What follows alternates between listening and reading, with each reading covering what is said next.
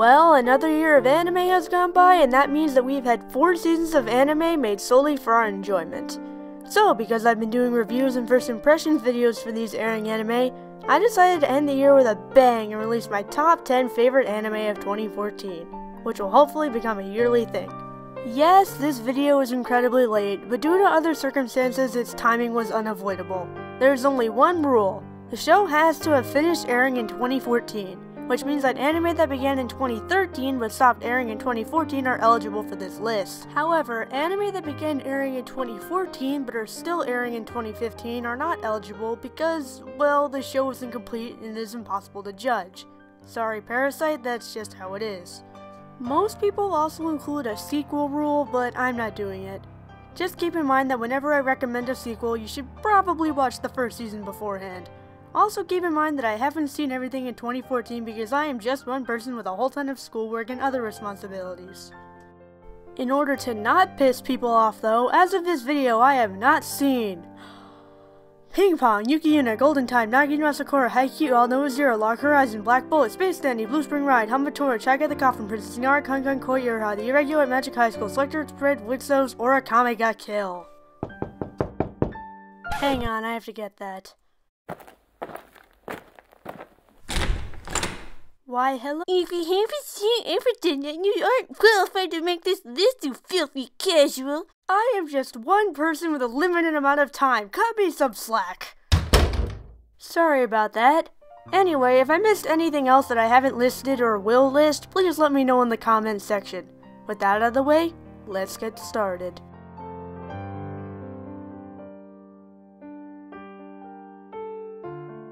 What do you get when you combine Indiana Jones with a typical high school anime, and then throw in some fun characters and fantastic animation? Nanana's buried treasure, of course. Yes, technically this show is a rushed and unfinished mess with too many subplots and characters, but despite its many flaws, I can't ignore the immense amount of effort put into making this show enjoyable. And you know what? It somehow works. This was a show that I look forward to each week, and is worth checking out if you like anime that don't take themselves incredibly seriously and just have fun with its premise.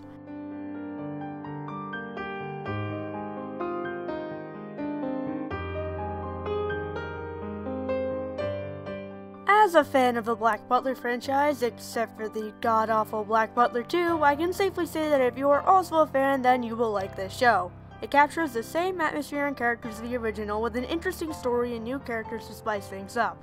It will probably not appeal to everybody, but I enjoyed it for what it was, and welcome more Black Butler anime in the future.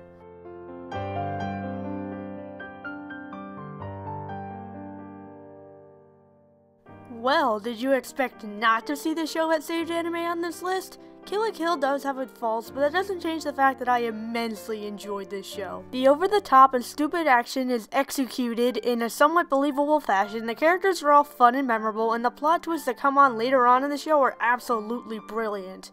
It may not be the masterpiece that most say it is, but it's definitely something to sit back, relax, and enjoy.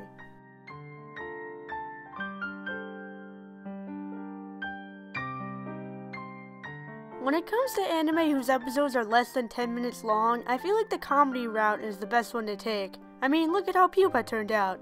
As for Tonari no Seki-Kun, it won't have you think about its deep philosophical messages or critiques of high school life. It gives you exactly what you expect from a show of this caliber. An entertaining distraction. And in that regard, the show excels. If you have some time to kill, this is the perfect show to help you solve that problem.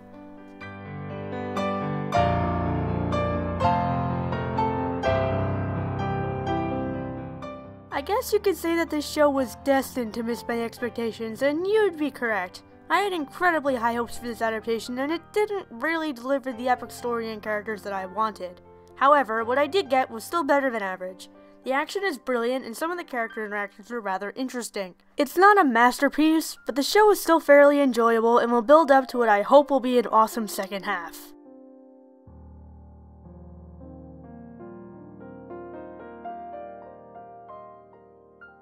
This is a show that I didn't expect to like nearly as much as I do now. The show was always slightly enjoyable, but it wasn't until the show found a direction to take and recognized a new exigency when it became really good. I still believe that episodes 10 through 12 contain some really powerful and emotional scenes, some of the best that I've seen in a very long time. Is this show flawless? No. Will everyone like it? Probably not. Do I like it? Absolutely, and I recommend giving it a shot if you haven't done so already.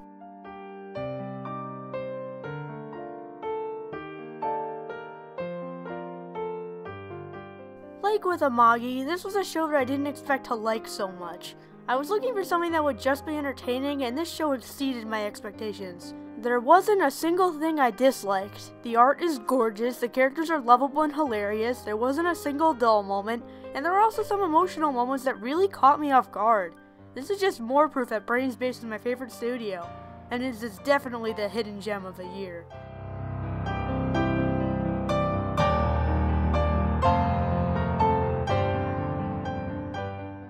I like to refer to the show as Ouran High School Host Club's younger cousin because they both make fun of the shoujo romance genre. This is one of the funniest comedies I've ever seen, period. And the characters are very likable and unique because of a subtle switch in typical gender roles. The story just loves to use its irony in the cleverest ways possible, and the formula is never overused, at least in my opinion. Sure, comedy is subjective, but this is my list, and this list is incredibly subjective. So, yeah.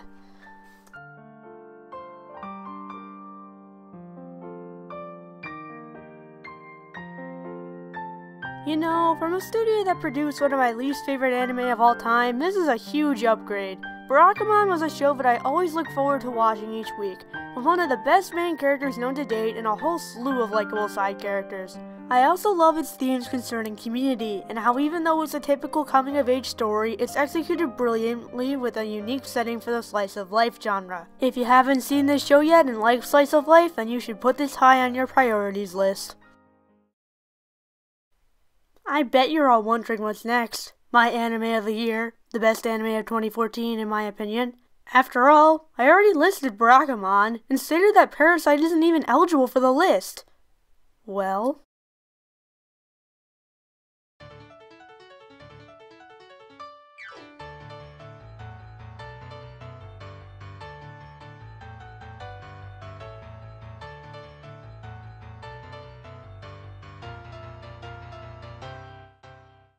Out of all the anime that aired this year, the main shows that are brought up in discussion over anime of the year are Terror in Resonance, Tokyo Ghoul, No Game No Life, and others that I haven't seen yet like Ping Pong. While I can't exactly judge the anime I have yet to watch, every other show paled in comparison to how much I enjoyed the second season of Kuroko's basketball. It takes everything that I loved about the first season and amplifies it, with matches that feel surprisingly epic and characters that are so fun to watch.